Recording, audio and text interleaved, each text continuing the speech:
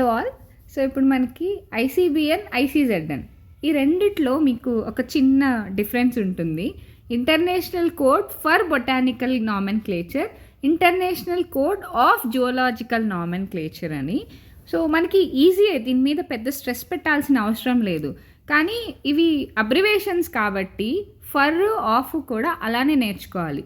మీకు ఇది గుర్తుపెట్టుకోవడం కన్ఫ్యూజన్గా ఉంది అంటే నేను ఒక చిన్న నిమోనిక్ చెప్తాను, మీకు బాగా హెల్ప్ అవ్వచ్చు. International code for botanical nomenclature. For అంటే ఫ్లవర్ అనుకోండి.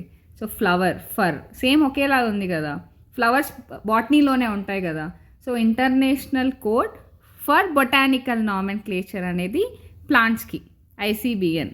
Obviously international code of zoological nomenclature, మిగిలింది ఎలాగూ జువాలజీకే వస్తుంది కాబట్టి ఇలా గుర్తుపెట్టుకోండి, మీకు చాలా ఈజీగా ఉంటుంది.